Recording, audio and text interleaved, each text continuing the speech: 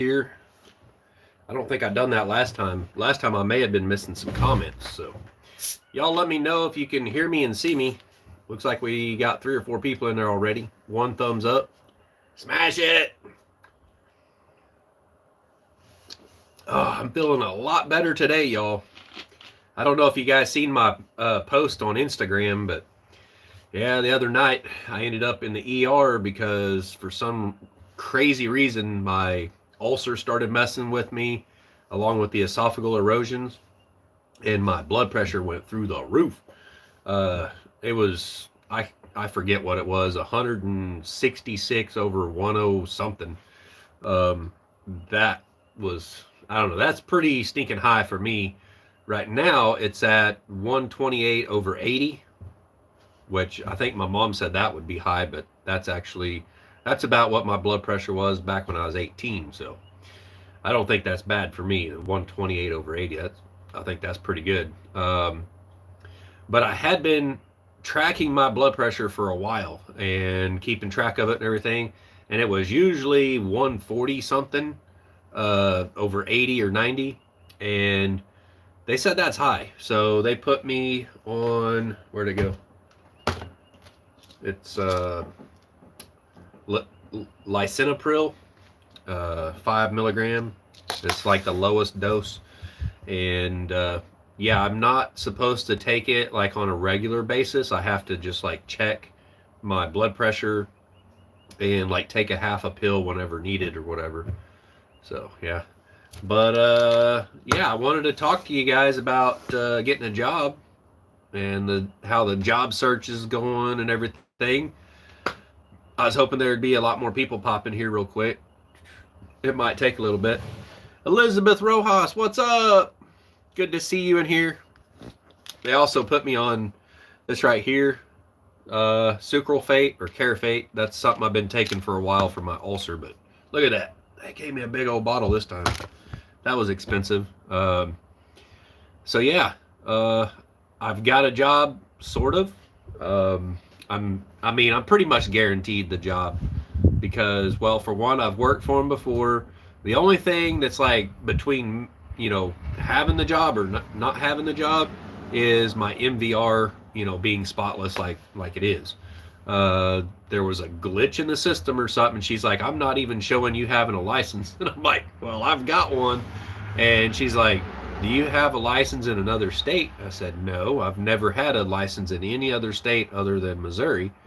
And she said, well, it's just on either our end or their end. And she said that when the MVR comes in the morning, then she'll be able to cross-reference that or something, and it'll be fine. So, I have nothing to worry about because I have no tickets, no accidents, blah, blah, blah, all that good stuff. So where will I be working?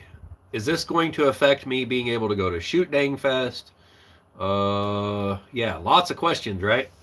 I would love to go to Shoot Dang Fest, but today is Wednesday, and yeah, there's no way to, let's see, tomorrow will be Thursday, and tomorrow might be the first day of orientation. I think they do 2 classes of orientation per week from the last time I worked for this company.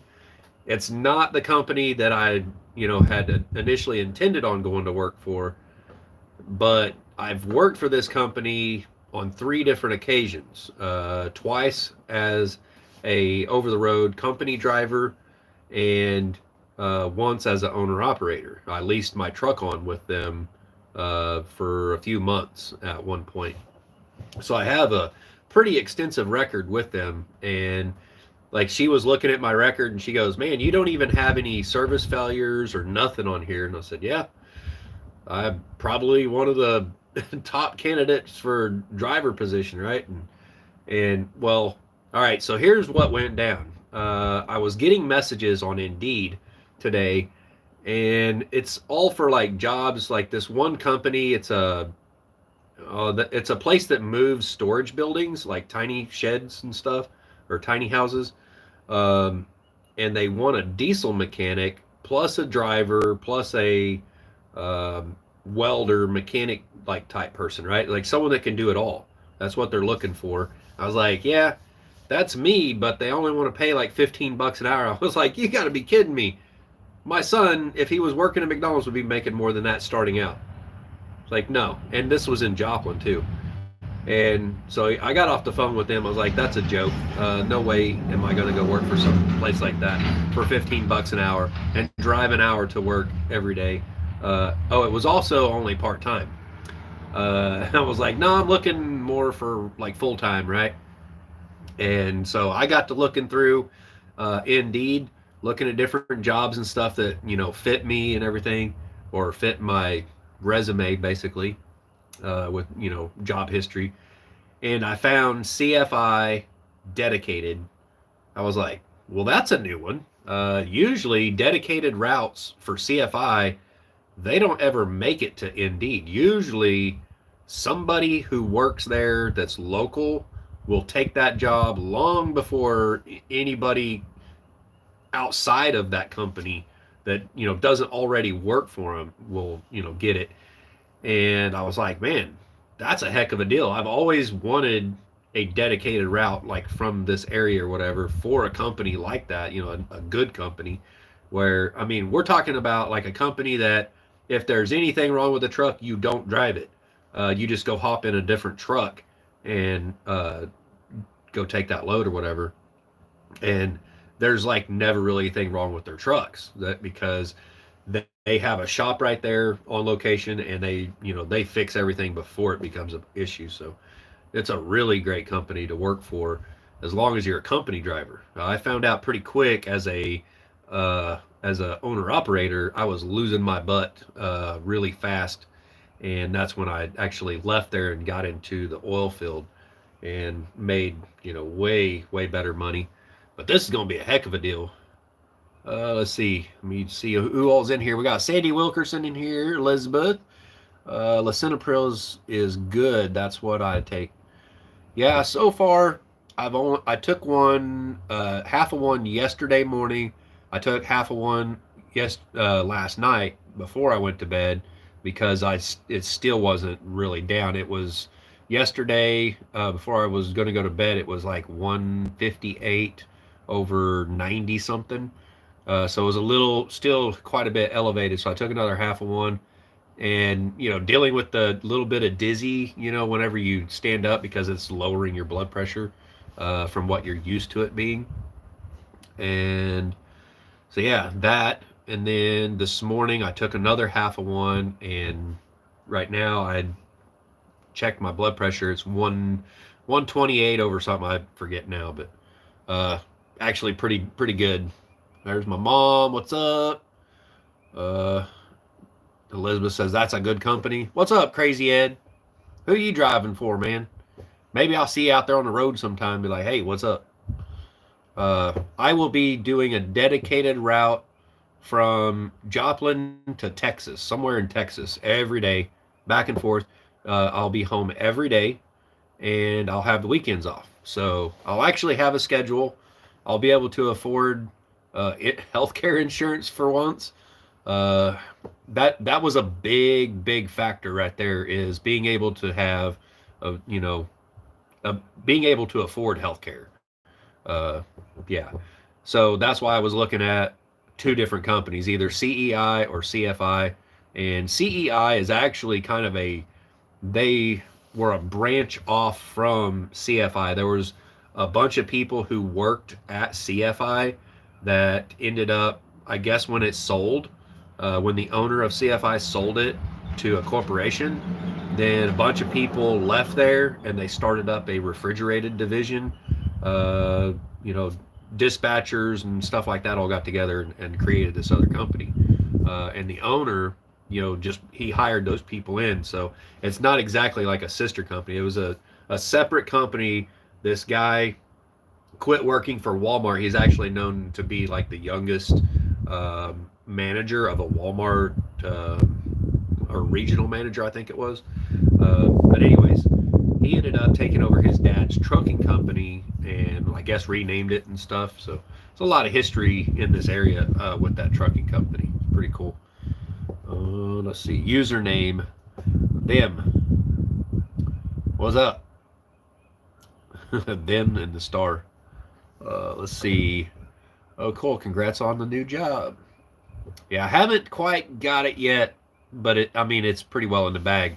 And this is like one of those deals that you pretty much, usually you got to wait for somebody to die in order to get that job, because getting a dedicated route, there's only so many of those. And usually there's some old guy working there, and he'll work there until he's freaking dead, uh, before he'll give that up to anybody. And that's probably how it's going to be with me. You know, I like dedicated runs. I mean, it can get monotonous, but I mean, it's just driving from point A to point B and just having a route. That'd be really cool. And it's probably going to be going back and forth. I would imagine, I don't know exactly where in Texas it's going, but I would imagine I'll be going down, you know, probably through Tulsa, and or at least around about there, maybe down to Big Cabin and down 75 and 69. Let's see. Elizabeth says that's worth a lot just to have health care insurance. Yeah, it is. Crazy Ed said, I'm working for National Flatbed. The company that makes flatbeds? You're going to like haul their new trailers or what?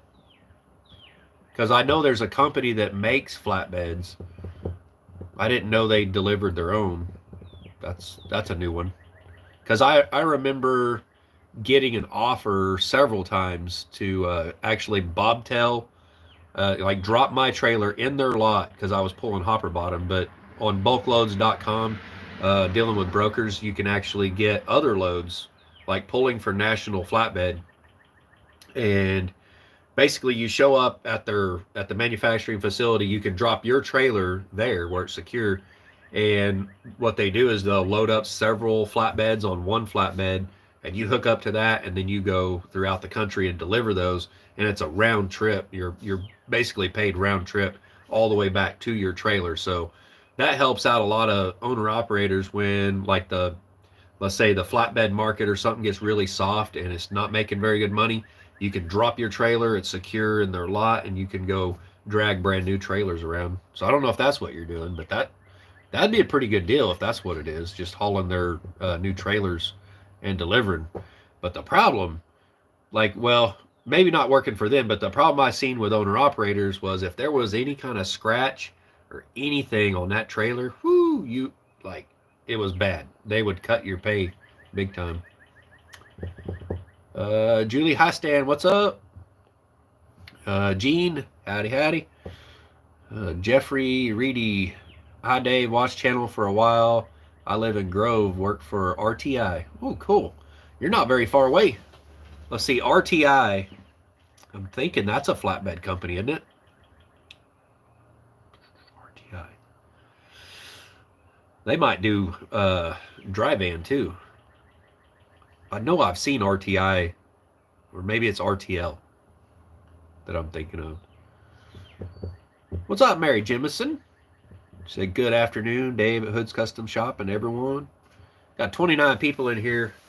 So yeah, I'm super excited, especially now that I got my blood pressure back on doing pretty good right now. And getting a job, and sounds like, where'd it go? Sounds like they pretty high standards. That's good and bad, right? If you're owner operator, it's bad. That's one reason I left CFI with my truck, was because living in this area, usually when I would go there, and especially if you're new, it's the way it's usually been. Like, you go in there and you get your load from local dispatch, and usually that was headed to Laredo. All right, so you have to get on the board. Like, once you get there to the facility, you go on the board, and that puts you in line with all the other drivers who are sitting around waiting for a load. And then you get up there to the window, and they say, okay, come up and take your pick from the loads. And they say, here you go. Here's the load you got to pick from. And so you got a multiple choice, like what you're looking for, where you want to go. You look at, like, how much the load weighs, what it is, how many stops there are. Lots of factors if you're owner operator or even a company driver, because company drivers, you're trying to keep the best fuel mileage you can possibly get, so you can get that fuel bonus, right? Um, so you want a lightweight load, and you're like, well, where do I want to go? That's no matter who you are, right? What part of the country do I want to go to, and how many stops is it? So if you're a young guy and you're willing to unload a trailer and it's a tire load, like let's say it's four-wheeler tires and you're going to these different power sports places, you got a multi-stop off, and after I think the first or second drop off, it pays X amount of dollars per stop, that sort of thing. So you can make quite a bit more money doing those type of loads, and they're pretty lightweight. So that's a good one, right? Um, but as an owner operator, a lot of those guys, owner operators, like, nah, I don't want to mess with all that. I just want to point A to point B, a nice long haul to where I don't have to stop at a bunch of different places with a bunch of different, times that you gotta, schedule and be there on time. They usually tend to have a nice easy week where they just drive from coast to coast, right? So what you tend to do is try to go from Joplin to Laredo and get a load from Laredo out to Calexico, and then from Calexico up to Michigan or something like that, where you're just kind of doing some long hauls and stuff. But you have to know their routes, what they usually do, and where they go. Once you're there long enough, you kind of learn those things. And then your dispatcher sees where you took off to, and they start looking for that next load for you. And they talk with you. Okay, where'd you like to go? How long do you like your loads? And they get to know these things about you. Like me, I preferred the long haul, but usually what happened was I would go from Joplin to Laredo, right? That's pretty much all I ever had to choose from. I would get in Laredo, and you drop your trailer or you go get unloaded, whatever the situation is for that load. It was usually just drop and hook. You just drop the trailer, then you go get on the board, and you would have like 30 other drivers in front of you that, they get a pick, as the loads show up from the border. And so they get to, pick before you. And then usually when it was time for me to take my pick, everything, good was gone. The only thing left was to go back to Joplin. And I was like, are you freaking kidding me? So I was back and forth between Joplin and Laredo, just back and forth, back and forth. And every time there were, like, you would get from Joplin to Laredo, you sit there for like 3 days on the board waiting for it to be your turn. So you weren't making very good money doing that as an owner operator. But the lazy driver, that was a really good job because you didn't have to do much, just back and forth. And back then I could legally do, because the truck I had, not driving a company truck, doing the speed limit, I could actually go from Joplin to Laredo in one shot. I barely make it there before I had to take a break. But it was tough, especially when they're doing all that construction down I-35, down through Dallas and Fort Worth, all that. Woo! That's crazy. Trying to make it, you got to try to make it through there in a certain amount of time, and it's tough. Crazy Ed said, no, that's the name of the company I'm driving for, but I have a 2021 Freightliner, and it looks brand new on the inside, has APU, want it, big O refrigerator inside it. Sweet. Yeah, I'll be driving a day cab. It'll probably be a Kenworth day cab, most likely. Or it might be a Peterbilt. I'm pretty sure they went back to nothing but Kenworth there at CFI.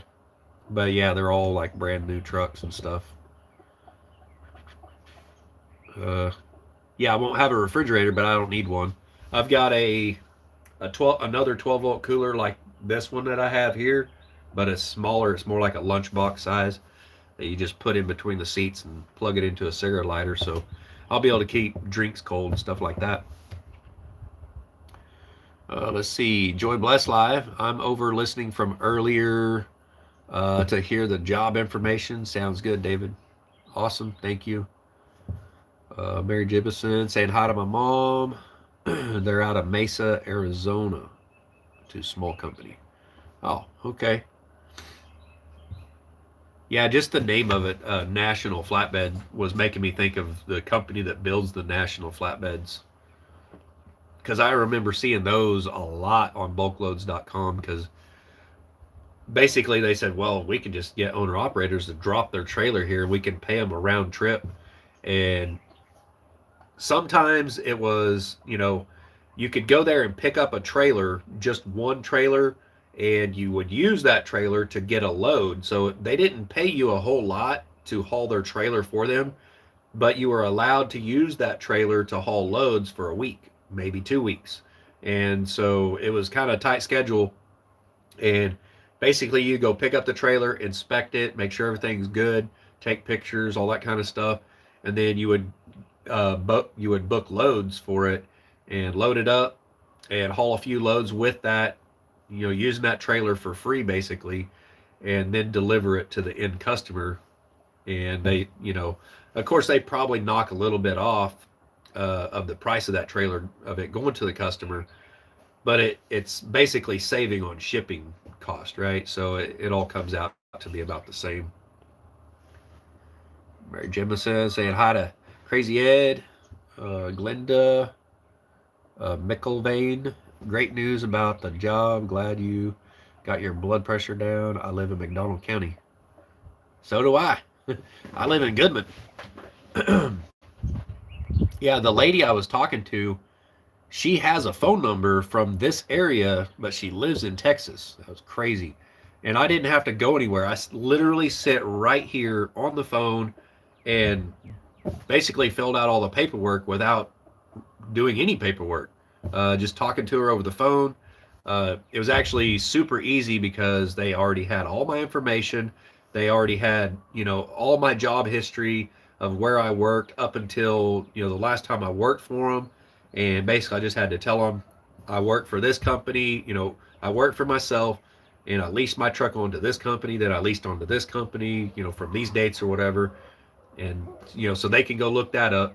And then all the time that I work for myself, doing YouTube or whatever, basically not working, but working for myself. Let's see. Mary Jameson saying congrats. Let's see. Tim Shizminski. We got guts here that run coils. I guess you're saying we got guys here that run coils a short distance. We call them river rats. Automatic transmissions with electronic logbook and GPS. Yeah, unfortunately, I got to deal with all that. But it's a dedicated run, so I don't know for sure. I haven't run it yet, but pretty certain it's going to be pretty easy, just every day back and forth. Every now and then there's going to be the occasion where you may have to get a motel room or something because it's driving a day cab. And that's subject to traffic jams. If you're running up and down I-49 and there's a nasty wreck out there, you either have to quickly find a way around, or if you're stuck in it, you're just stuck in it, and that could end up cause you to go over your hours to where you have to sit somewhere overnight. So pretty much, they say home every night, but that honestly just means home most every night. And if there's some situation like that, you can just deal with it when you come to it. Red Road Homestead, what's up? Julie Hostan said prayers answered, but we'll continue. So happy for you. Well, almost. Enjoy Blessed Life and deleted her comment. Sandy said, hi, Betty. Hi, Miss Mary. Whew, that's going to be nice, being able to have insurance, being able to make money. Yeah, I was telling my son, my youngest son, today, he's like, I went into the house and was talking to him because he dropped out of school for the rest of the year because he was failing, and his mom allowed him to drop out for the rest of the year. And I didn't like that too much, but anyways, so now he's not having to go to school. But I went in there, was talking to him. He's like, yeah, I'm selling my truck most likely this afternoon for 10 grand.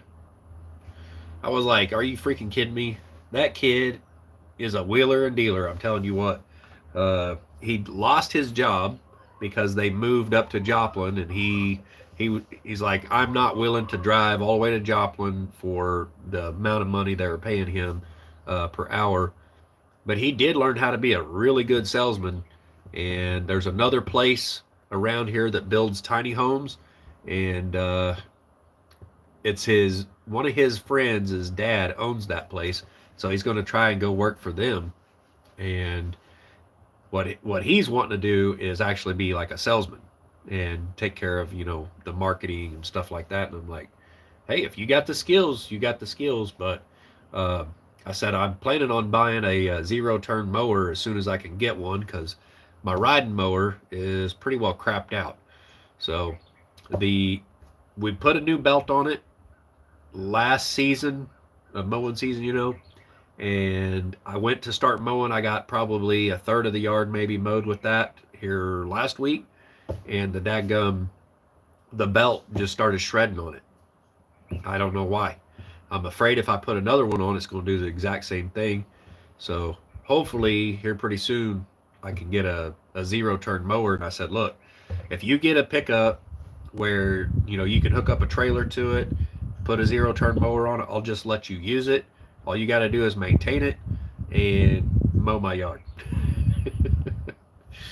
And then he'll have his own mowing business. Maybe subject to weather conditions too. Yeah, definitely. Those factors always factor in. But in this area, most of the time, everything is, usually going to be, good to go. You be home every afternoon or whatever, and also have weekends off. But like I told him, I said, I don't have to be home every afternoon. I just prefer to. But at the same time, don't ever expect me to sleep across the seat in that truck. Uh, if I'm going to be out overnight, I'm getting a freaking motel. I've done that sleeping across the seats in a day cab before. I ain't doing it again. No. And that's the good thing about working for a company like them. You don't have to. You can get a motel. You just find a motel, go in there, and you call them up, say, get me a EFS check or whatever for a motel for this amount, pay for it, and you're good to go. Now the problem is something like that, they will end up having to put your next day's load on somebody else because it's dedicated and has to go every day. Sounds wonderful for your son, David. Sounds like he likes working. Well, he likes not working. That salesman stuff to me doesn't. I mean, it is work, right? It's a different kind of work. It's not so much physical. It's more intellectual, I think. I'm not cut out to be a salesman. I don't have the patience for it, for one. It's like when I post stuff on Facebook for sale, and then I get like crazy comments on there, and I'm just like, that's not even what I'm selling, or whatever, or people are like, what kind of slabs do you have? What size are they? I don't know. You're gonna have to come out and look, and they're like, well, why can't you just measure them? It's like, because there's hundreds of them, and I'm not gonna sit here and measure them and then sit there and take the time, the 4 hours to input all that information, like typing it in, and then send that, and then you go, oh, well, that won't work.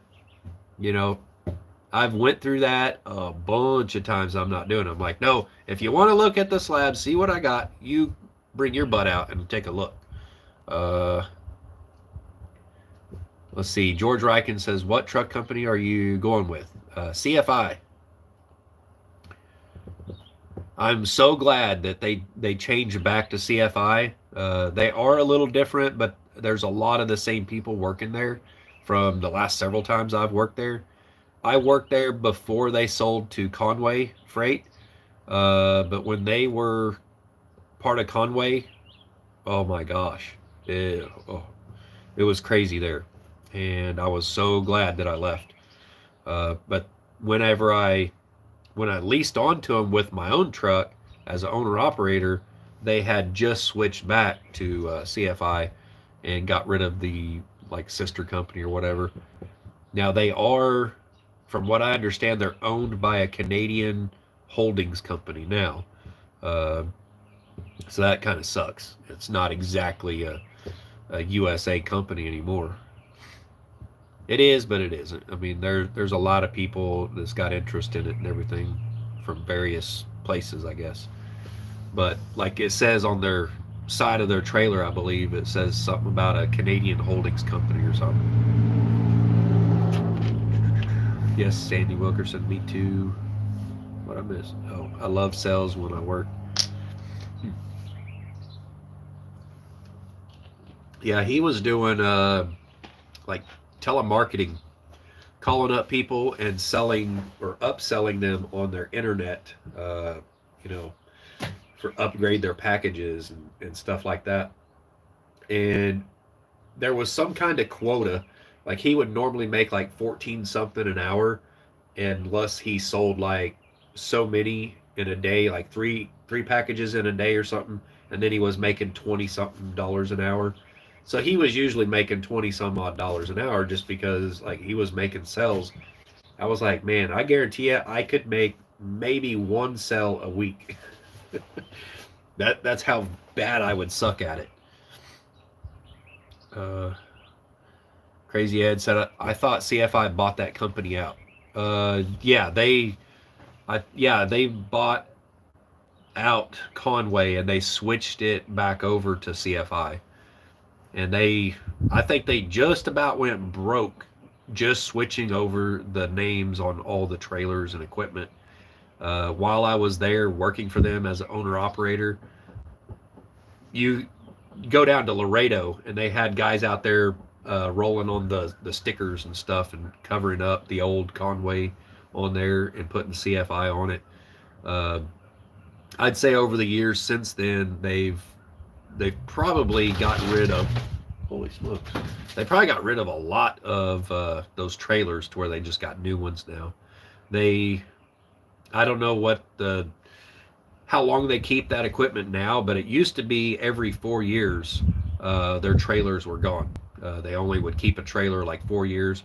I think their trucks were only the oldest trucks 4 years old, um, and that's how. Let's see. I think it was the first time I drove for them. I ended up no, it was the second time I drove for them. I started off driving a T2000, an old ratty truck. It was almost 4 years old, and everyone was like making fun of me, like, "Ah, you got that old faded, piece of junk T2000." I'm like, "Yeah, but in a month I'm gonna have a brand spanking new truck, and you're still gonna be driving that truck right there for the next 3 years." And it was literally like 2 weeks later, they said, "Hey, we got your new truck here at the Joplin facility. So whenever you can make it back here." And so I called my dispatcher. I'm like, "Get me the next load going to Joplin." And come back to Joplin, we moved everything out of that old ratty T2000 and put it in I got a brand spanking new, what was it? T600. Kind of the old anteater looking, the nose on the front of them is like the old anteaters. So we got a T600 Kenworth, brand spanking new with a 13-speed transmission. Had a Cummins ISX. That was back when they first come out with the ISX motors. They were pretty nice as long as they were low mileage. Otherwise, they started having injector issues and stuff. But whole time I drove it was really nice. And so my first load out of there, I went out to California.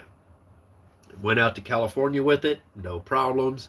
On the way back, as you're coming, I want to say it's right before you get into Amarillo. There's a feedlot over on the south side of the road, and there was a pretty big sized cow got out, and I was the third truck in a row. We were in a construction zone right there beside the feedlot, just come out of the construction zone, and I had cars coming up the left hand side, so there's no way that I'm going to be able to move over. And I heard some curse words on the CB radio. I'm like, what was that all about? About the time I grabbed my CB, the mic, to say, what are you talking about? Because I heard oh blank and oh blank from two different truck drivers. And then I see brake lights in front of me. And so I get on my brakes a little bit. And my wife is in the sleeper with our beagle. And I said, "Oh, SHIT." And I just grabbed a hold of the steering wheel with both hands because I seen the truck in front of me. He wasn't real far in front of me. Yes, I was probably a little too close to him, but we're doing like 40 mile an hour. And I seen his trailer jump up in the air and back down, and there's this big old cow laying in the road. And I had no choice but to hit him because I wasn't going to slam on my brakes and, make my wife and dog and everything come flying out of the sleeper and hurt them. I thought I just might as well run over this cow. It was already ran over twice, and it looked kind of flattened out, but I ran over it, and its head or its neck wrapped around the landing gear of my trailer on the passenger side. And yeah, I got made fun of when I got back to Joplin to CFI because I had to pull over, right? I was like, well, I guess I hit something. I got to pull over and see what damages there are. I, didn't know if there's any damages. It didn't really do much to the truck. The plastic bumper on the front of those T600s, they got a plastic bumper, and it just kind of lifted it up a little bit. And then the quarter fender that's right behind the sleeper, but in front of the drive tires, it ripped that off, and I have no idea where it went. Is maybe inside that cow, but it ripped that quarter fender off, and then its neck wrapped around the landing gear, and I was dragging it with me. The first truck that hit it took out their radiator, shoved the radiator into the engine fan, just antifreeze everywhere. The second truck that hit it, there's a crossover line, a fuel line that goes from your left side fuel tank to your right side fuel tank. It ripped that off of his truck, so he had fuel going out all over the road and down in the ditch. And I, sustained minimal damage, right? I was still able to go. Highway Patrol, they stopped by and they're like, okay, how much do you estimate the damage to be? And, it's under a certain amount, so he didn't have to fill out a report on it. And the ranch hands came out and they cut the cow off the landing gear, got rid of it with a front end loader. And so I had to call dispatch because, I had a certain amount of time to get from where I was to Joplin. And I was like, man, I don't know if I'm going to make it on time now because I've sit there for so long. So I called dispatch and I'd tell them what happened, send them pictures and everything of the cow and all that. And when you get to Joplin at CFI, you have to go through an inspection bay. Like, no ifs, ands, or buts about it. Unless it's on the weekend, you get to bypass and go around it. That was the big problem with being an owner-operator, because as an owner-operator, you pull in there, if you have one drip of oil come from anywhere on your truck, you have to get that fixed before they will dispatch you back out. That's part of the reason I left there, because every time I come in, they're like, oh, your rear differential, it dripped twice on the pavement back here. And I'm like, that's not even from my truck. And it was dry. And they're like, you got to fix it. And you have to show a receipt for fixing it. But I did all my own work. So I had to actually create my own company, do my own work, fill out a receipt, and show them that it was just a big old freaking rigmarole to deal with just to get a load to go out and go back down to Laredo and then come back and they tell you got to fix it again. I'm like, no, I'm not doing it no more. But anyways, so back to when I was a company driver with a brand spanking new truck, hit a cow. I pull into the inspection bay, and there's a pit underneath. This guy, he goes walking down underneath the truck to check your brakes, like everything. They check everything on your truck. And so he's going down through there, and I hear, moo, moo. They're just making fun of me. And so he actually reached up on top of the transmission and pulls this piece of cow meat that was half cooked off of there, and he comes up out of the pit, and he comes up to the driver's window, up to my window. He's like, you want a piece of hamburger? I was like, shut up. He's like, brand spanking new truck and you're already trying to cook cattle with it. Let's see, George Ryken says good company. Yeah, they're pretty good. Elizabeth Ed, when do you start your new job? He said, waiting for the drug test to come back. Man. Yeah, when they do my drug test, it'll be like that day. I think they do everything at CFI. Like, if I need to get my medical examiner certificate and all that stuff done, if they don't have a doctor, or I think it's actually a nurse practitioner, I think. that, I don't know, they have a medical person come in, and down in the basement of that building is like the medical part of the all that, and they do everything, like all your physical everything. So that's kind of in house there, or at least it was last time I was there. You do all of your orientation, everything. If you're new, you're looking at probably 3 or 4 days orientation, and they pay you $60 a day for orientation. If you need a motel and airfare, they pay for that. So if you're a truck driver and you want to go to CFI, there you go. Pretty awesome. Like $60 a day, so you're not broke, and they'll pay for your motel, 2 meals a day that they serve right there at CFI. They actually have a cafeteria in there, and if I remember right, my stepmom still works there. She actually works in the cafeteria. Last I knew. Um, so that's, I completely forgot about that. That my stepmom actually works there.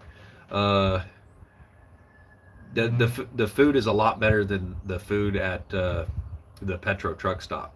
My stepmom used to work at the Iron Skillet at Petro for years and years and years and years, and then she went to work at uh, I think it was St. John's, right? Yeah, St. John's. Then she worked at Freeman after the tornado hit, and now she, I believe, works at CFI in the kitchen. I don't even know why I forgot that. Let's see, cool. That's awesome, Ed. So thank you. Oh no, not the livestock. Yeah, yeah.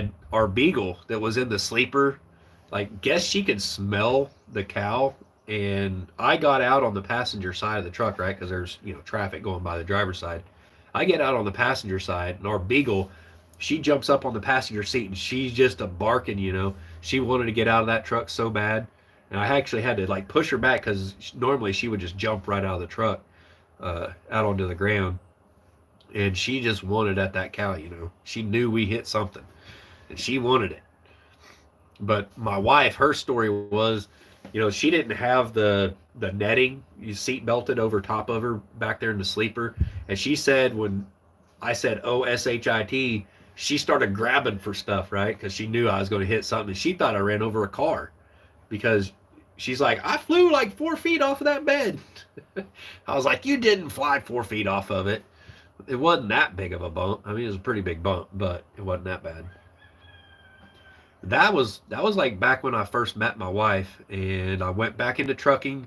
I met her, and I said, I'll tell you what, I'll go back out over the road driving a truck. And I was like, I'll just go get a job at CFI. I'd never, well, the first time I've worked for them, I said, I've never worked for CFI, but I'll get one because I have a perfect driving record. I can go work anywhere I want. And I said, if you go with me, then I'll get a job, and I'll go back out over the road, make real good money, blah blah blah. And she went with me, and then we had our first kid.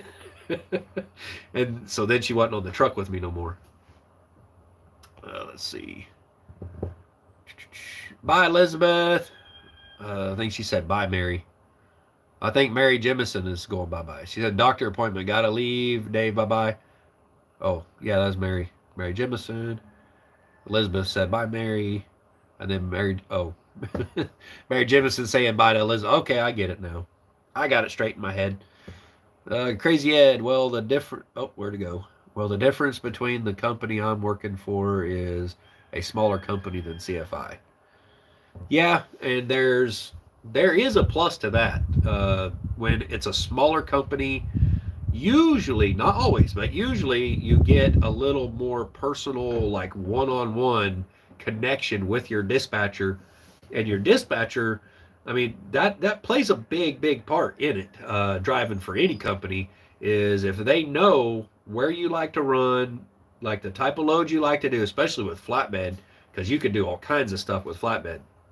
So let's say you only want to do military equipment, or you only want to do like road graders and bulldozers, or that kind of pay range and stuff, where you're not like tarping stuff.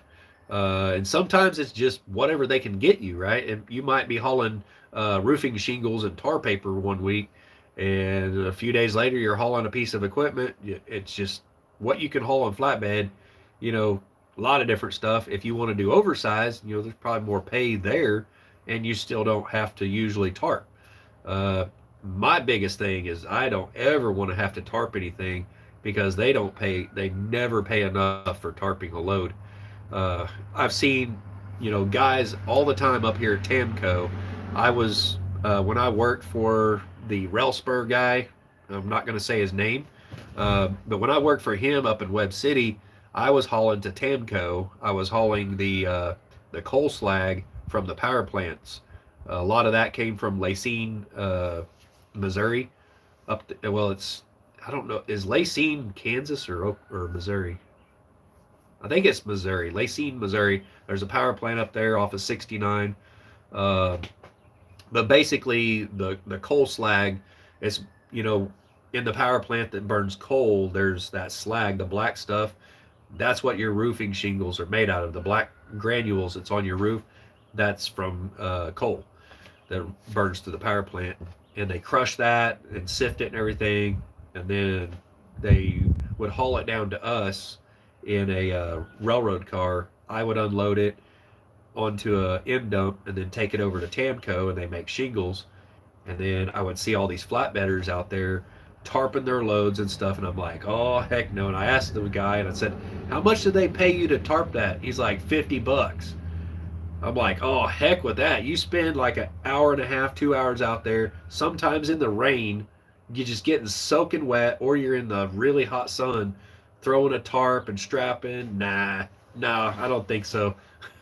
Not for me. I didn't mind doing oversized, because oversized, you know, you just sling chains on, chain things down, put your flags on, put your signs on, flip your lights on, get your permits, and go down the road, you know. And probably the biggest problem with that was waiting on permits. Just waiting on the state. Oh my gosh, sometimes that was a huge headache.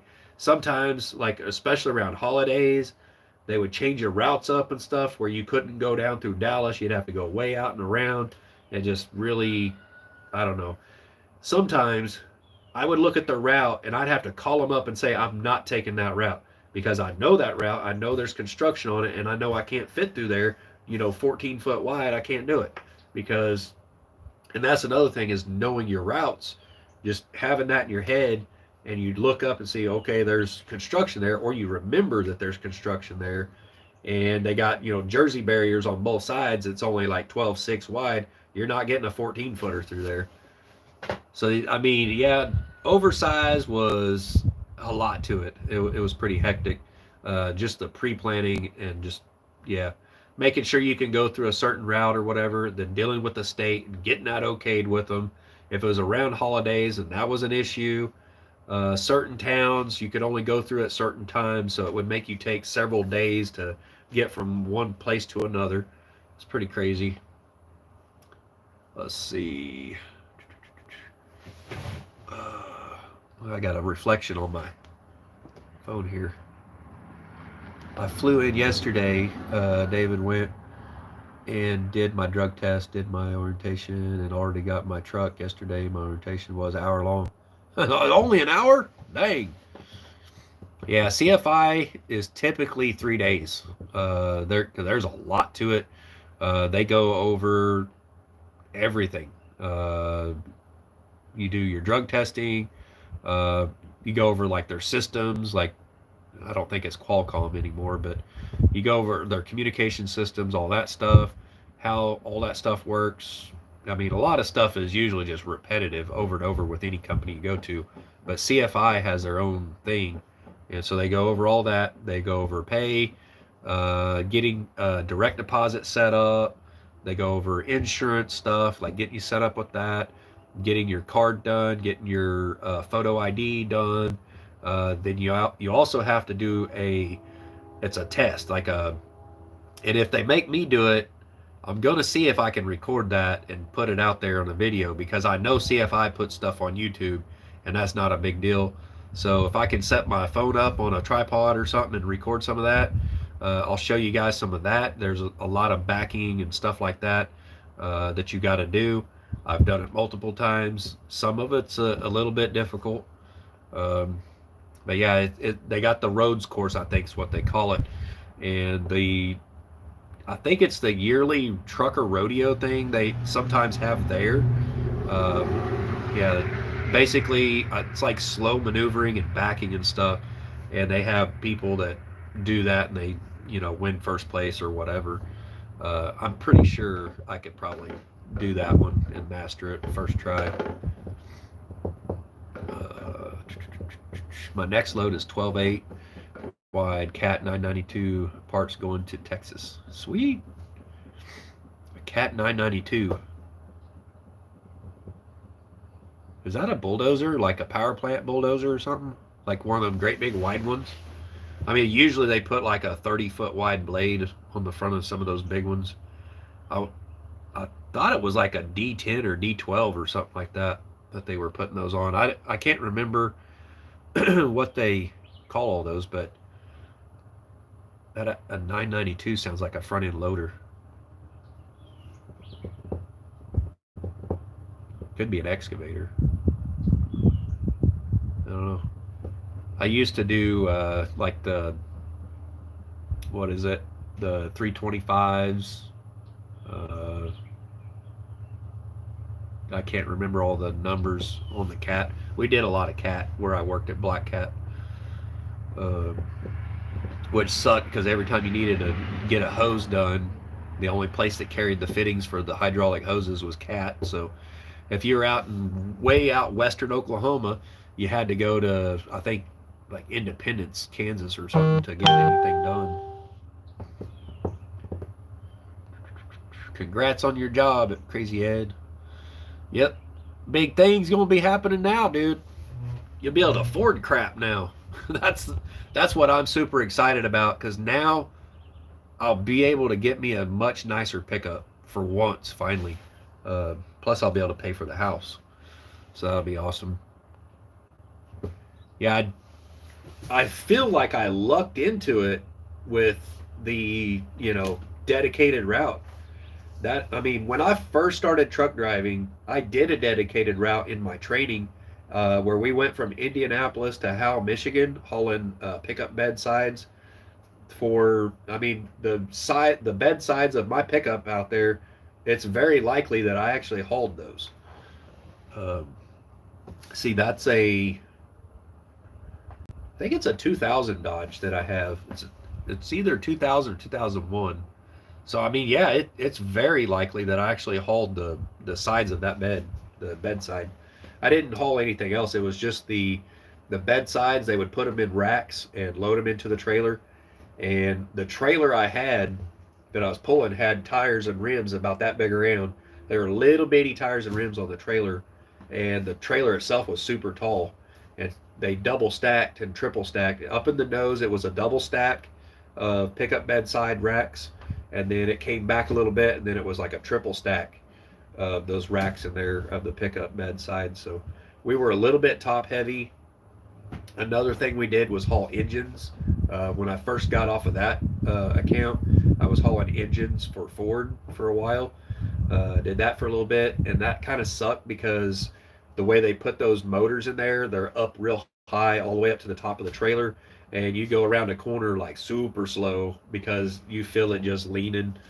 Yeah, it's pretty crazy to haul some of those loads, the automotive stuff. But I think a lot of that automotive stuff has just really went away. It's a front loader. I was thinking 992 sounded like a front loader to me. I was like, nah, I don't think that would be a dozer. Usually a dozer is going to be like a D9 or D4, D6, D9, D8, D12. I want to say those huge ones at the power plants that I don't know, they're like 20 or 30-foot wide blade on them. They're pushing a whole bunch of coal. I want to say that's like a D10 or D12 or something. Huge. I've never hauled any that big. Um, some of the biggest stuff I've hauled is like the old Cat, it's like a Euclid or an off-road dump truck, basically, that you see in the quarries and stuff. I hauled one of those out of, man, it was real close to Fort Worth in that area. The great big pit out there, rock quarry, and it's kind of up in the mountains. I didn't know there was mountains around there, but there's mountains around there, and so it was actually, I want to say it was south, just a little bit south of Fort Worth, I want to say. And so I hauled that from there back up to Joplin. That thing was huge. I can't even remember how wide it was, but it was so wide I couldn't see anything behind me. Did y'all know Dollywood rehabilitates bald eagles? We saw a released bald eagle here in the Smokies on the river, editing while listening, plus baby ducks separated from mama duck by excited kids. Uh-oh, them kids better watch out.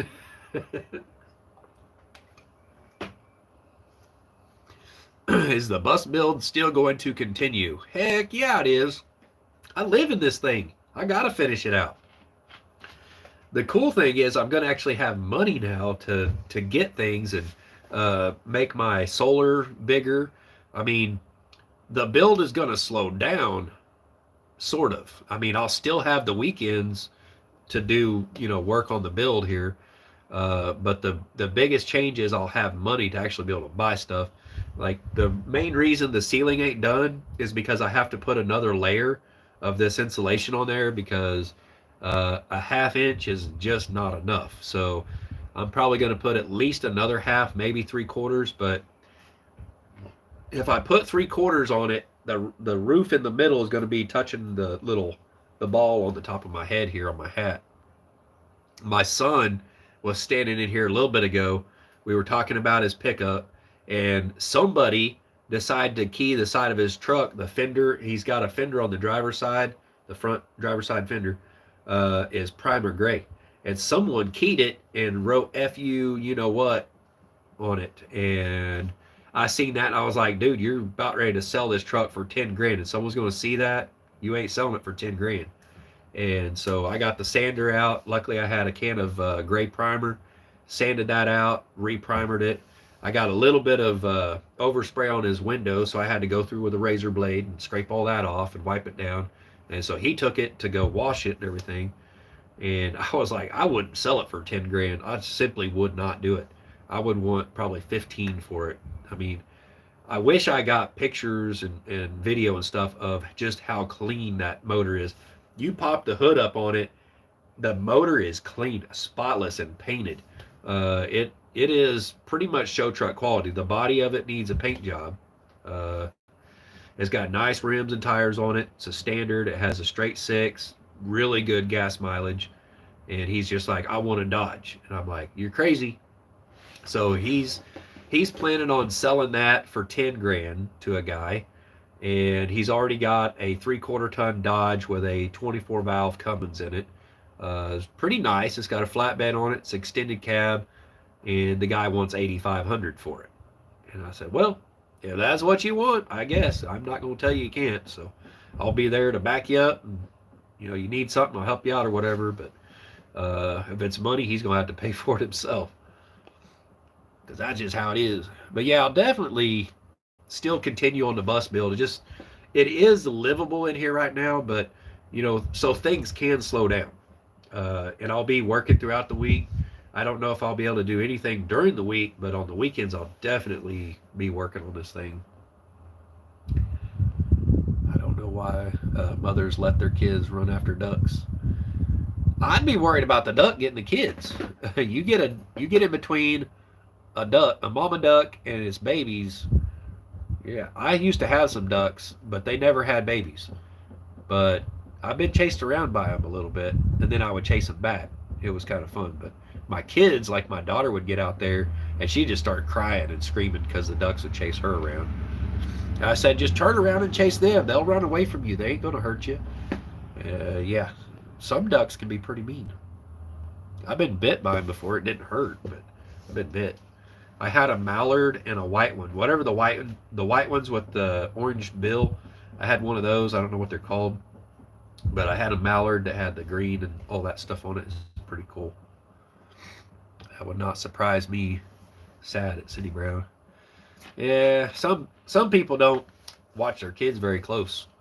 My kids, most of the time, they were pretty darn well behaved because they knew if they messed up, Dad would be like, pop on the back of the head, or their butt, one or the other. My mom said, I hear that. Glad mine are raised up. Yep. Cindy Brown says, congrats to both of you on new employment. Let's see. Isaac and Bus Life Story had a stall building his bus out. Yeah, yeah, I seen that.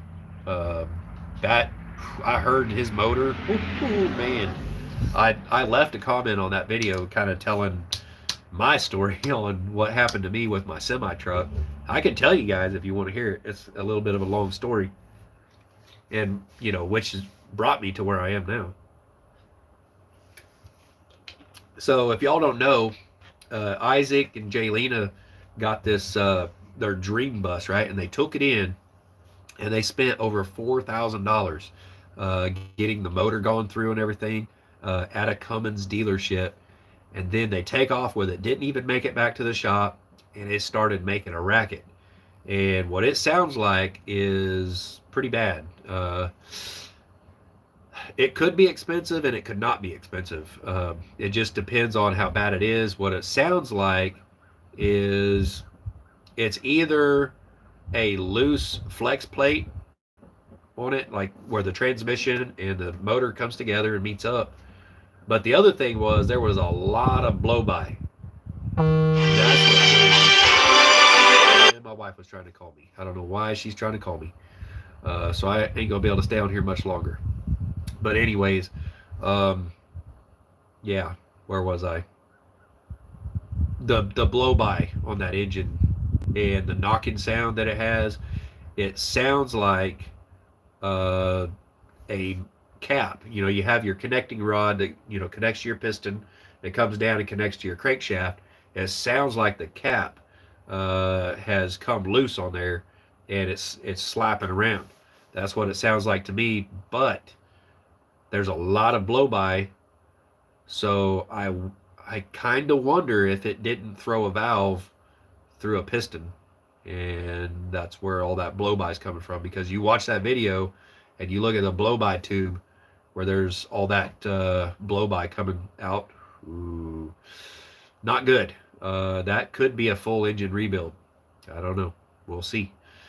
But yeah, at least it didn't blow up. My semi truck, the yellow Peterbilt, it had an N14 Cummins motor in it, and I bought that. I drove it for the guy for a few years, living in it over the road, driving it for him, and he put a kid in it, driving it, and that truck had propane injection on it, which you don't normally see people do that, but that truck used to be a propane hauler. It was built to haul a propane tank behind it, and that's what they used it for. And it had very, very low miles on it because that was actually their backup truck. That's the one that is sit there under awning for years and years, never being used, and they put all the miles on the other truck. So anyways, they ended up selling it. It's really a good truck, but it had propane injection on it. You got to know what you're doing. You can't leave that on all the time because it gives you more power, but it also dries out the cylinder walls, and it can cause it to start, wearing out the piston and make it to where the piston grips the cylinder wall, because you need diesel in there to actually help lubricate the cylinder. And this kid, the way he drove, he liked to just flip it on and leave it on all day, which, would burn it up. Well, I didn't know that he had done that. And so a year or so later, I was working for CEI. I'd quit working for the guy I bought that truck from, and I went to work at CEI, driving for them. And so about a year later, he calls me, wanting me to buy the truck from him. I'm like, yeah, I've always wanted to own my own truck. And I jumped into it stupidly. About 3 months later, I was in Van Horn, Texas, out on the interstate, running about 65 mile an hour. That's a little bit faster than a Swift truck. And so I was coming up on a Swift. I flipped on my blinker, and this is like 2 o'clock in the morning. I flip on my blinker. I've got cruise control on. I get over in the left-hand lane. As soon as I get in the left-hand lane, boom, all hell broke loose. I mean, it was like the loudest freaking explosion I ever heard. And then I heard this clatter, clatter, clatter. I mean, the drive tires on my truck locked up for a split second. And I was like, what the heck just happened? You know, flip my blinker back on over to the side of the road. I didn't have power steering anymore. I still had brakes.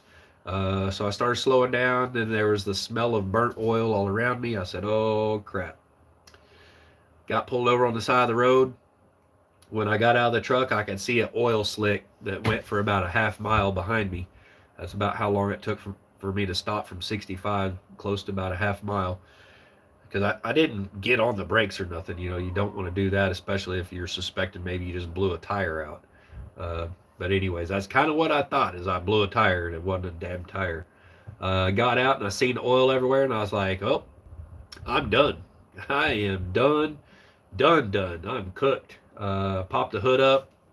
There's steam everywhere, the smell of burnt oil and everything. The motor, of course, was shut off. Um, yeah, I I just knew that was it. And I got my flashlight out, got to looking around. On both sides of the engine, there was a hole about that big around where that.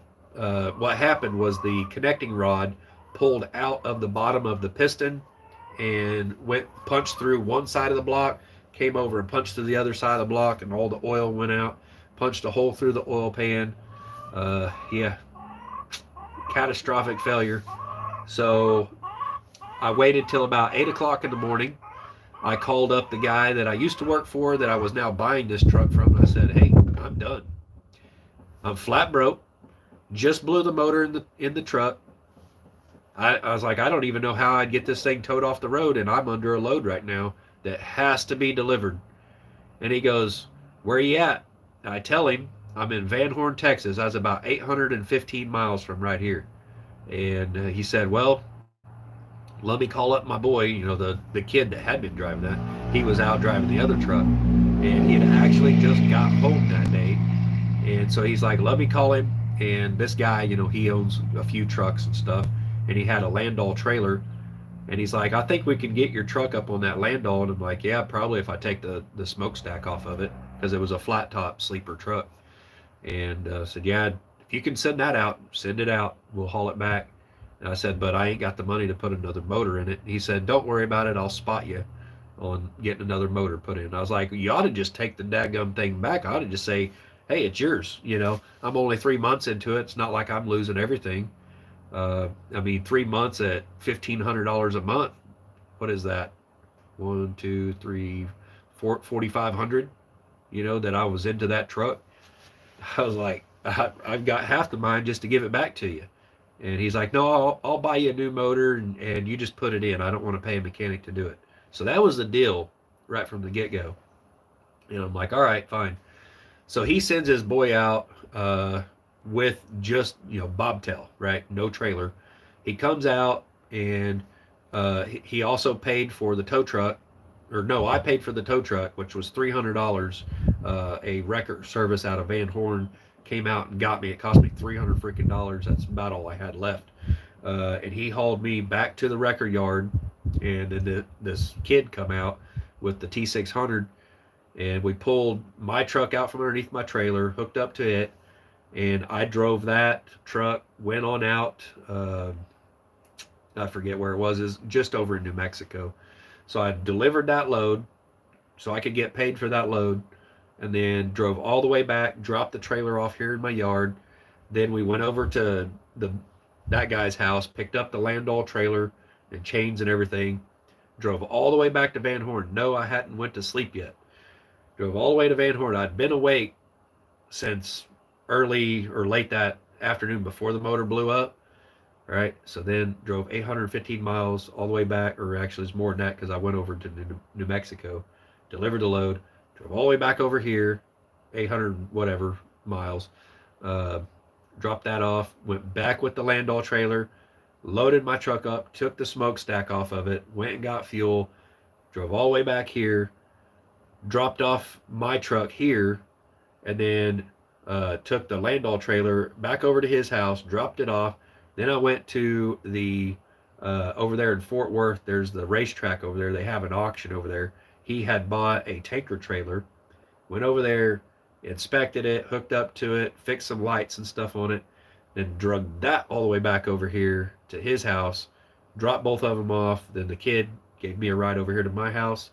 And a few months later, the guy stopped him hauling around. Well, I was completely out of money, completely out. I'm sitting here living off of nothing.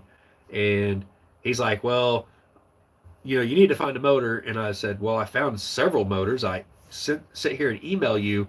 Here's this motor, here's this motor, here's this motor. And he's like, no, I don't like that one. No, I don't like that one.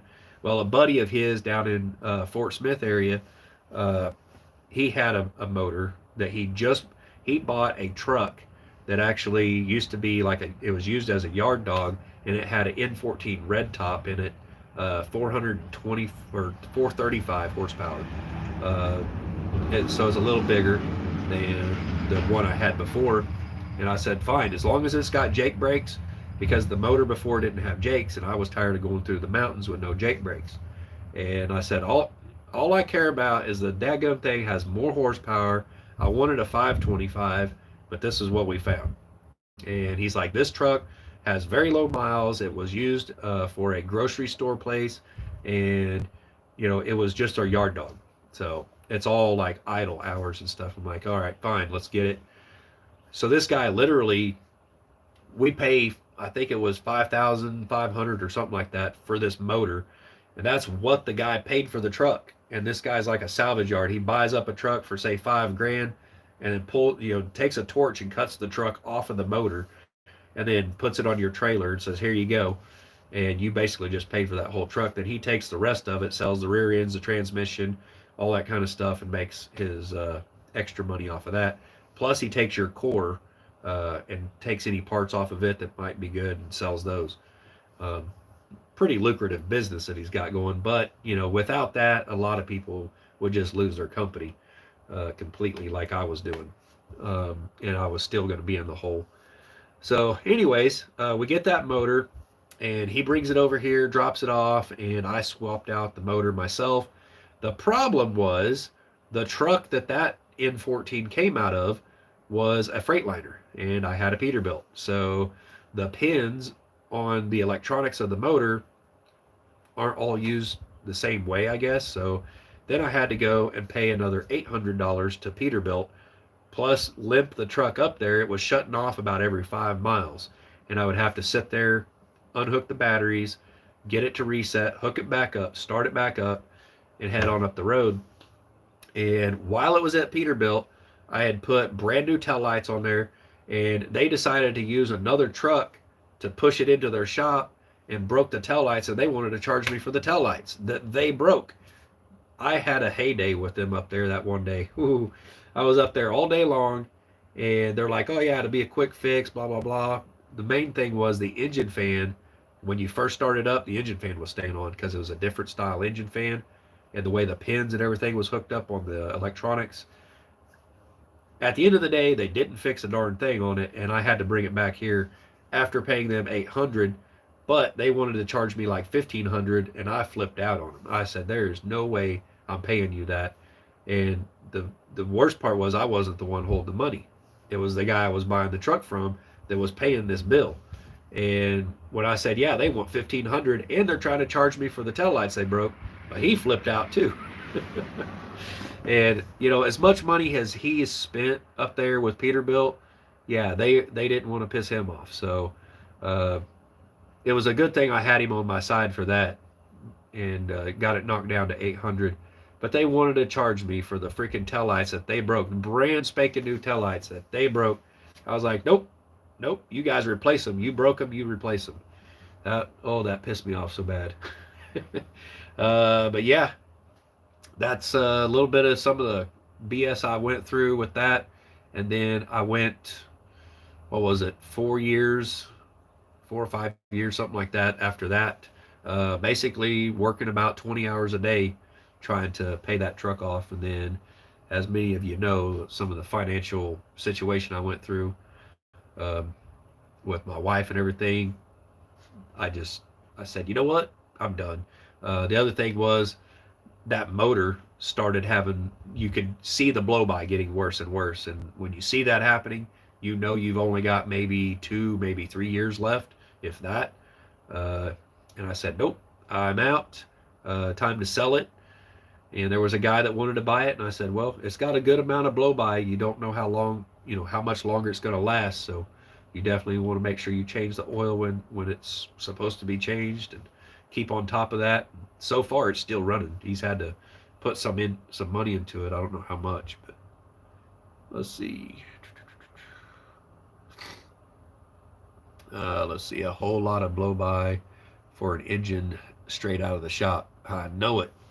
I'm sure they didn't like pull it apart and re-sleeve it or put rings on it or anything. But I don't know why they wouldn't go ahead and pull the pan. I mean, if I paid, I think 4,600 is what he said. I think may have been 4,800. I think it's 4,600. But if you pay 4,600 at a diesel shop, they better pull that pan and put new bearings in the bottom end. I mean, bearings for that motor maybe $300, 150 to $300. I know when I bought the used motor and put it in my truck, the guy that I got it from, he pulled the pan off and he put new rings, or not new rings, new bearings in it on the bottom end, and I think it was $300 for him to do that. So I know the bearings was less than 300. That is just cheap insurance. I mean, it's super easy. You got the motor out, it's being held up by a forklift. You drop the pan down, you pull the caps off, you roll new bearings in there, because the bearings are like two C shapes. So you just roll it up in there, and the other one comes out, just push it up in there, put your bottom one on, torque it down, and you got new bearings in there. You also want to inspect your journals and stuff on your crankshaft, but I got to look at it. I was like, yeah, it looks good to me. All nice and shiny. Look like a new motor still. And actually, the bearings that came out of it looked pretty good. So, man, I just hope they're not having to pull that motor out or do an in frame. I mean, if they do an in frame, it's good, because then, he's gonna know that motor's good. If you I I want to say that motor, I want to say it's a wet sleeve. It may not be. I'm pretty sure it's a wet sleeve, so you can re-sleeve those if it is, and instead of actually having to pull the block out and send it into a machine shop and get the cylinders machined. I want to say those 12 valves are actually a wet sleeve. I don't know for sure. But if it's a wet sleeve, that means you basically use a tool that pulls the sleeve out of the block, and you actually can do that with the motor in the bus. And just, yeah, you can re-sleeve it, put new rings on your pistons, just basically a brand new engine. But it would be expensive. Whew. It'd probably be another $4,600. That's something I would end up doing myself, to be honest. But I mean, have some people have the skills, some people don't.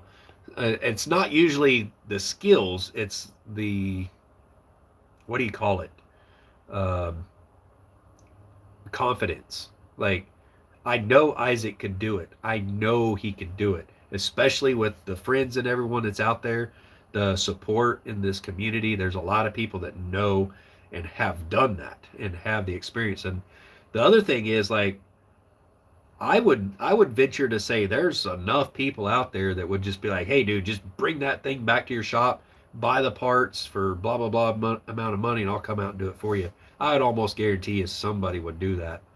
Um, but yeah, I mean, I would say he could totally do it, but does he want to? I don't know.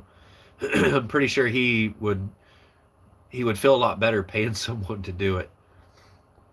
Uh, but I mean, there's another thing, like on some motors, like cat motors, there was like a little part up inside there that you have to change when you rebuild it. Dadgummit. But you also got to worry about, if you don't do something with that. It's a little deal it's like a sprayer, sprays oil onto the piston. And I know a guy, or know of a guy, that was out in the oil field, and he had his motor rebuilt like several times, and it would blow up every single time. And it didn't run for very long before it messed up. And it was some kind of little oiler thing that was up in underneath the sleeve or something, inside the block, and they, I don't know, somebody didn't replace them or check them, and it would mess up every time. Does it sound like the repair was messed up? Hang on a second. My throat's getting super dry.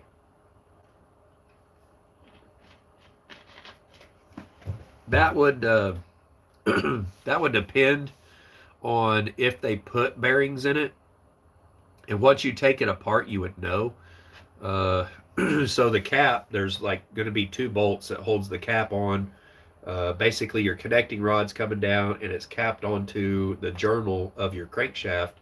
And what it sounds like is they may have over torqued the the the the bolts that hold that together, and so it could have stripped out, which would cause one side to come out like this, and so it sounds like that is slapping back and forth on that journal, or it could have spun a bearing if they got it too tight, or I mean, who knows? It it honestly sounds like it's the cap on there. It could be a wrist pin inside the piston. I don't know. That's a tough one because the blow by is what, I mean, when you're listening to it, it sounds like it's a rod, just knocking in there. I don't know a whole lot about those. I mean, an engine's an engine, right? And they, you know, some are a little different, but they all virtually do the same exact thing. All right. They have push rods and they have rocker arms that operate the valves up above the piston. Um, that they're all like that, unless they have an overhead cam that's ran by a chain or something, right? That I want to say that the 12. I want to say the 12 valve is actually an overhead. It may not be. I'll have to look that stuff up. I've never had one apart, so I don't know. But I mean, still, when you listen to the sound, like my son's Dodge pickup it had a knock in it, and it sounded like a rod knocking. But what it turned out to be was the flex plate. Like here's your crankshaft coming back, your transmission's back here, and there's a flex plate right here, basically like your flywheel. Okay, and that bolts onto your crankshaft, and then you have your gear teeth around that your starter engages, right? And there's bolts that attach that flex plate or flywheel to the torque converter. So if he has an automatic transmission, he's got a torque converter.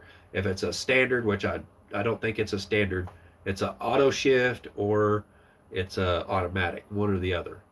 Most likely just an automatic. But I looked at the panel, his shift panel. It's a push button electronic shift panel. And I remember back when I drove an automatic truck for CFI, that's the type of shift panel it had, which it drove like an automatic, but it had a clutch in it because it was a standard transmission. It just had air powered or electric powered servos on top of the transmission that basically you pushed in the clutch, and when you came to a stop and you let the clutch out to take off, and that was the only time you touched the clutch. The truck itself would actually it would match the RPMs with the road speed and shift the gears for you. So it was called an auto shift. It's basically a standard transmission with servos on top that do all the shifting for you. It's computerized. And what's great about those, you can actually pull the servos off. You can put a shift lever in and make it a manual. Put a clutch pedal in there. I think on some of them they actually have some kind of servo or something that operates the clutch pedal for you. So there's like literally nothing you do. But with it being a school bus, I would say it's probably just an automatic.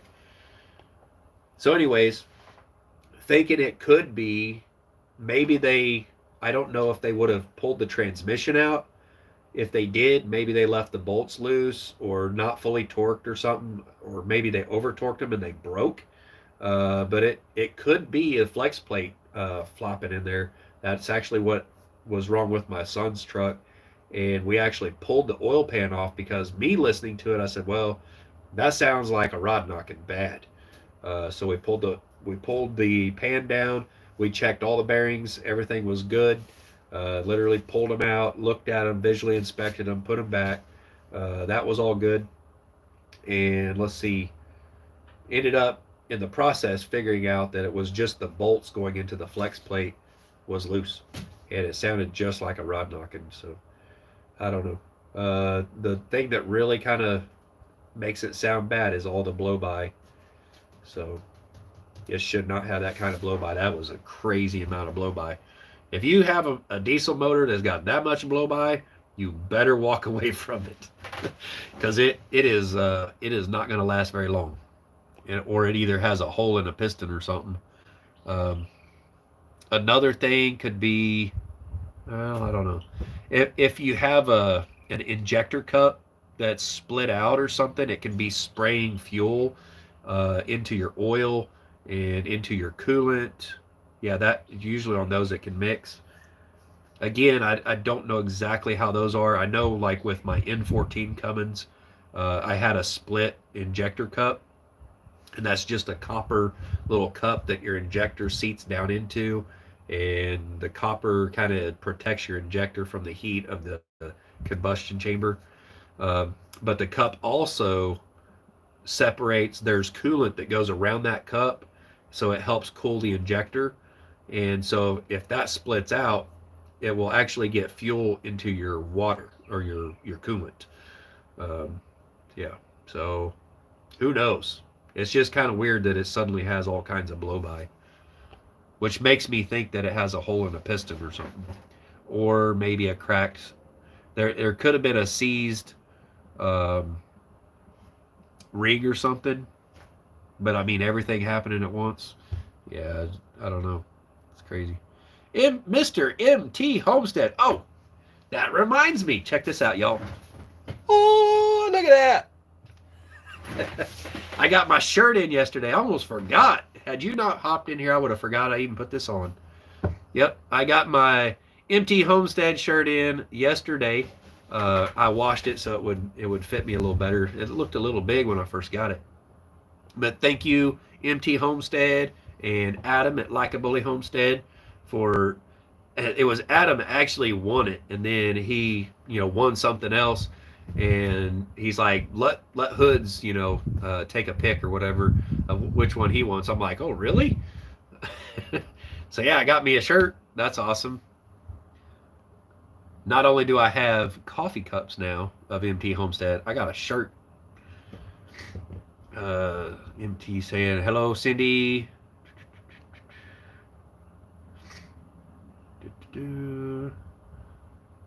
Oh yeah, the experience I've learned from working on my own semi truck. That might be why that one company wants me to come work for them, but I don't want to work on trucks. I just want to drive it. That's what I love about getting a job at CFI. I won't have to do anything but drive that truck. That's it. That is awesome. I'm pretty sure it's going to be no touch freight. I don't have to unload it. Yeah, that'd be sweet. I think what it is basically you hook up to a trailer, you take it down there, you drop that trailer in the door or whatever, maybe open the doors, get paperwork signed, then hook up to the empty trailer and drag it back every day. That'll be super nice. That's one thing I love about dedicated runs because number one, like you get to meet people and get to be friends with them and everything, and yeah, sometimes they're like you get to know them real well and things get maybe more smoother. Now, if you mess up and you get to be enemies with them, well, your life is hell. And I've seen people do that. They come in and they're an a-hole, and they just, yeah, they start off on the wrong foot at a place like that, and it ends up being a dedicated run or whatever. And then they got to see those people every day for the next several years or whatever. Yeah, heck with all that. Let's see, Arizona Highland Homestead. Howdy, howdy. I missed it. Did you get a job? Yes, I did. I am going to be starting a job at CFI in Joplin, doing a dedicated run going from Joplin to Texas. So I'll actually be going pretty close by MT Homestead, down through that area anyway, most likely. I don't know that for sure. But I would imagine if it's going down to Texas, um, I'd probably going up and down 69, down through that town where MT's at. That'd be cool. I'll make sure if I find out where you live, I'll be blowing the horn every time I drive by. Honk honk. No, I think you guys live a little ways off the road, don't you? MT said, "What's up in Mesa, Ed? Is it hot there yet?" Probably. It's probably a good 80 degrees in Mesa. I don't know. I can't look it up right now, but I would imagine like this time of year. Well, I don't know. We had a cold front come through here. It might be chilly out there. That's a little different, isn't it? Like, I think it was. Okay, you're talking about Arizona. I'm thinking about New Mexico. What's the capital of New Mexico? I know I was up there by the capital in New Mexico, and it snowed like crazy on me up there. I was, I guess, pretty high elevation.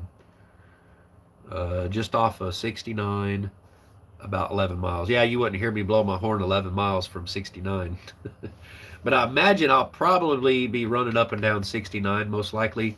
They told me the town that I was going to, but I don't remember. It's a weird name, so I don't know. And I probably won't share that with everybody out there, whatever, I get on that. But unfortunately, I won't be able to do lives or anything while I'm driving. So I don't know how all that's going to work out. Congrats on the new job. Thank you. Let's see. Our forest is on fire 10 miles south of town, 73 Fahrenheit, and sunny here at the moment. Whew. Crazy Ed said MT is not hot here at all. Huh. Santa Fe, yeah, that's what it was. Santa Fe, New Mexico. I went up by there, and I picked up. It was volcanic rock. It was some crushed volcanic rock, and I took that to, where was that?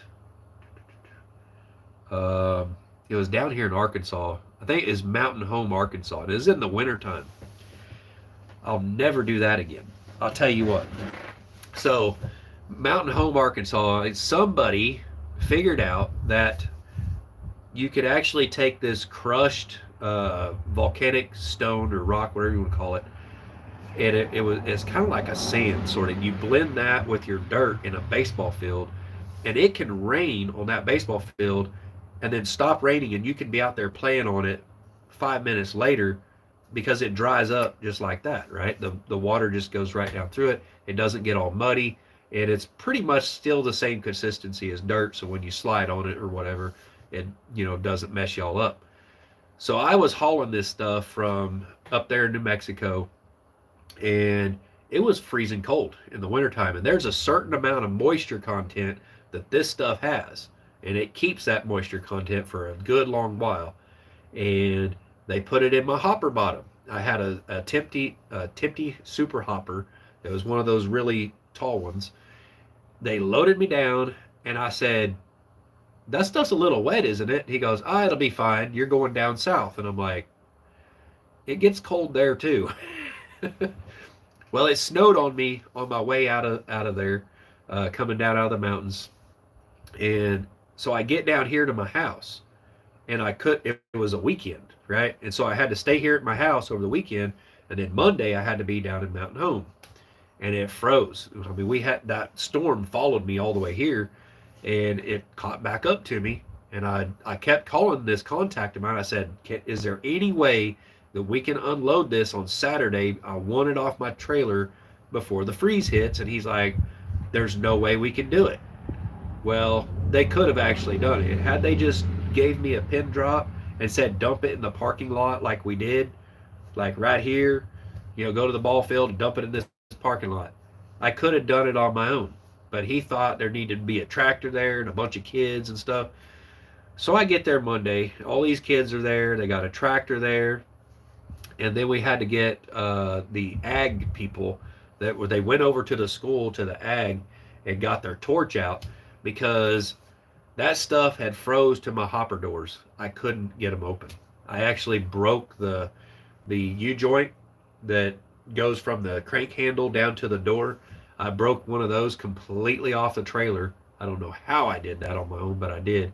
I was sitting there jumping up and down on that thing, and it snapped it. But they had to go get the oxyacetylene torch and sit underneath there and heat up that aluminum door because all that material was about that thick frozen inside my whole trailer. We spent a day and a half out there trying to get that stuff out of my trailer. It was crazy. Oh, and I didn't get no extra pay for it either. That sucked.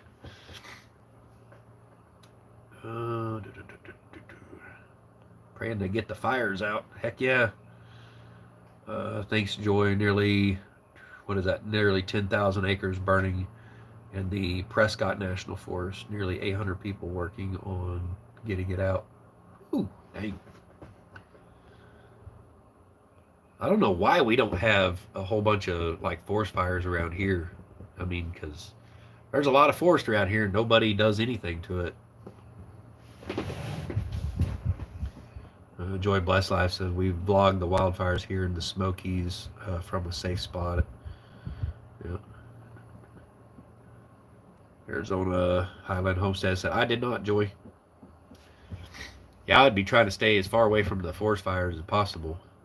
I don't know why we don't get them around here so much. Maybe it's, things stay a little greener. I know in the fall, like Oklahoma becomes like grass fire central.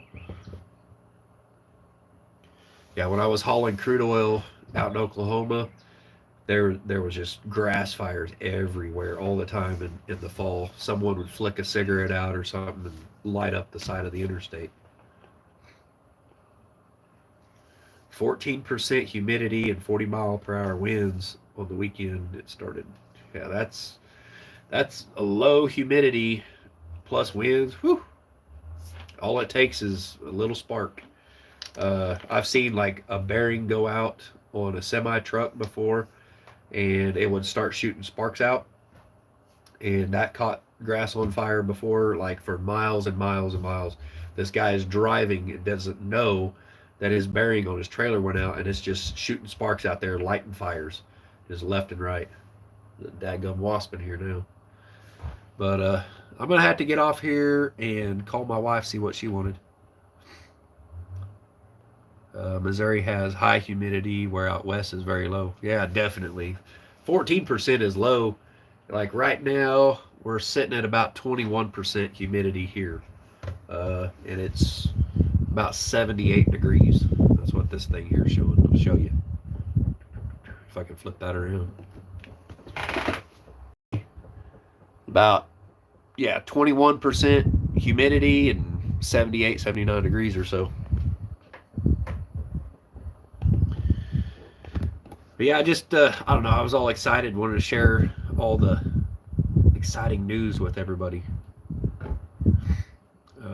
Let's see, we were at a percent fire risk, and winds took a power pole down and started the wildfires. Oh. At least it wasn't like someone going out and starting it. I've seen that out in California before, where they said that like people went out and just started fires or whatever. It's like, why would you do that? Little Town Homestead just got in from outside catching the end. Well, I guess the main thing is I got a job, and it's a heck of a job. I mean, usually you don't run into a job like that. Basically, I was on Indeed today looking through there, and I found a dedicated run for CFI. That's crazy because usually you got to work for that company, because the guys, like the local guys working for them, they get top pick of that kind of stuff. And some people might be like, well, maybe it's just a run that nobody wants. And I think It's just the opposite. It's a run that everybody would want, but right now, like any place else, it's hard to get someone to go to work. And so I'm getting one heck of a deal. I'll be able to have health care insurance for once finally. I mean, that was something I couldn't even afford when I was driving for myself because I was having to pay for all this other stuff. Congrats again on the job. Have a great day, everyone. Yep. All right, guys, I'm going to hop out of here. We'll see y'all later. Thanks for watching. Bye.